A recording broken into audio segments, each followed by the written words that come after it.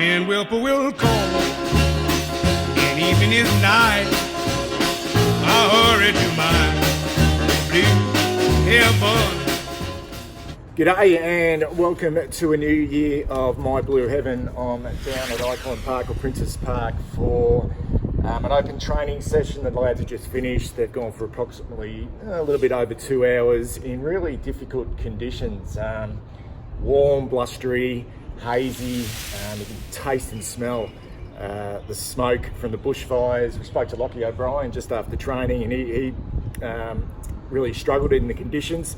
And yeah, so I reckon a couple of the boys might have gone inside. Some of the boys may be suffering from asthma. It was hard to get a gauge on who the rehab group is. I'll go through some of the notable admissions from training this afternoon or this morning. But the big news out of today's training session was the injury to former skipper Mark Murphy. Went down in an innocuous situation in some match sim. Had no one around him and appeared to roll his ankle. Now the word out of the club is he's been sent off for scans. Went off on the golf cart, walked up into the rooms, had his boot off, so he seemed to be walking okay. But we know with Mark Murphy that he has had ankle issues in the past. Missed a lot of, I think it was 2017 with a very serious ankle injury. No sign of Matt Owies this morning. Nick Newman didn't train. I know Nick Newman was in the rehab group pre-Christmas. Did not see Nick Newman. And Charlie Curnow made a cameo appearance, came out with his right knee bandaged, went back indoors. Obviously, he's on a heavily modified program. Other players in the rehab group at the moment, Mitch McGovern ran really strongly with Michael Gibbons, but participated in no ball work. McCready seems to be someone who's always in the rehab group, did a lot of running, a little bit of ball work away from the group. Good news with Harry McKay, the first time I've actually seen him run for some time.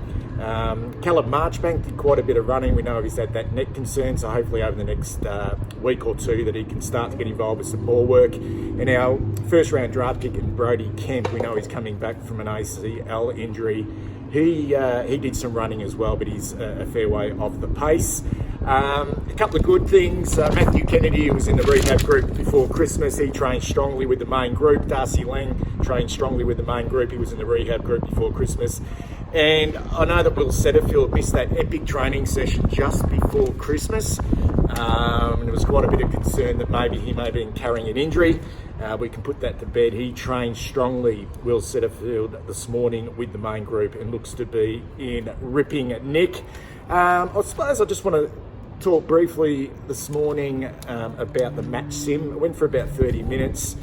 Let's put it in a bit of context. It was 16 aside in difficult conditions. And although the boys were going probably 90%, you wouldn't say that the tackling was over the top. And I did mention the really difficult conditions here this morning down at Princess Park. But some of the really good news out of that match sim was Sam Doherty. He's flying across half back, no knee bandage, trained for the full 2.5 hours.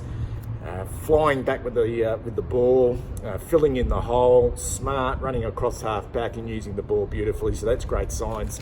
Heart in the mouth stuff every time though that Sam goes near the ball. I think we're going to have to get used to that probably for the next 3 or 4 months while he's sort of weaning his back into football. Eddie looks a lot fitter than what he did before Christmas. That's Eddie Betts zipping around in the forward half. Did a couple of nice things. Liam Jones is in terrific condition at the moment. He missed the latter part of last year with that throat injury. He looks to be an awesome neck, controlling the back half. Levi up forward in the match sim, pitted against Liam Jones, with the possibility of not having Harry or Charlie early on in the year. It looks like that Levi Casbolt will be playing up forward for the first couple of rounds at least. SBS, Sam Petreski-Seaton across half-back, looks in ripping nick, using the ball beautifully, mopping up, and also playing a fair bit of one-on-one as well, and looking after his opponent. And then when the opportunity arises, he's one of the first to get on his bike. And we know what a great user of the ball he is as he's coming across half-back, so maybe that's a spot for him this year. I thought the work rate of both Lockie O'Brien and David Cunningham really impressed, particularly Cunningham. spent a fair bit of time on the ball, and there was one situation on this wing in the match sim where he just broke away from the stoppage, and his penetration by foot is something that we've really lacked over the last couple of years. So fingers crossed that he can stay injury free. We know that he started last year really well with his body, but then fell away. But he looks stronger, he looks fitter, and I thought he impressed. And Lockie O'Brien, I mentioned him, just his ability to find space on a wing. And what we're starting to see now with Lockie O'Brien is his penetration by foot. He came to the club with a reputation of being one of the best kicks in the TAC competition. He's really starting to show that.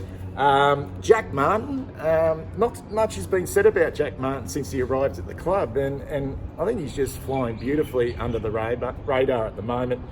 Looks to be in fantastic physical condition.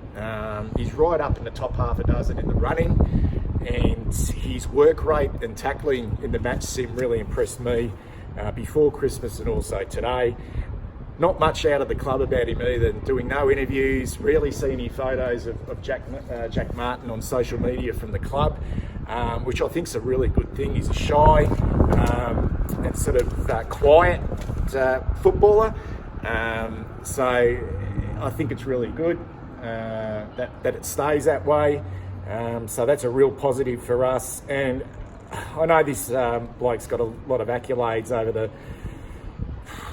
the 12 months he's been at the club, but Sam Walsh, wow, if he can go to, it's hard to imagine that he could go to another level after what he was able to do last year in his first year. But his work rate, his fitness for a 19-year-old just is head and shoulders above the rest. And we're seeing from that group of youngsters from the first to the fourth years, really starting to follow his lead. He's got that exceptional ability to get others to follow him. He's got some real leadership qualities. I'm seeing it in Sam Petreski-Seaton and Lockie O'Brien. They're working really hard with their work rate and fitness, and we're now starting to see it from Paddy Dow and Zach Fisher as well. So he's sort of this youngster is dragging that group along with him. That's about it. It was a tough session. The boys worked hard, but there wasn't a lot of voice. So the conditions were taxing. Every time you watch training down here at Princes Park as a spectator, you go away feeling a little bit ill about how hard they actually work. Tom Williamson, just some news on him.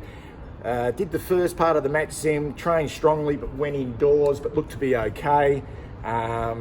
And a couple of other players as well that went indoors halfway through the session as well. And I reckon that had a lot to do with the conditions down here this morning. So that's a wrap here from Princes Park, 13th of January, the second session back for 2020 for the boys.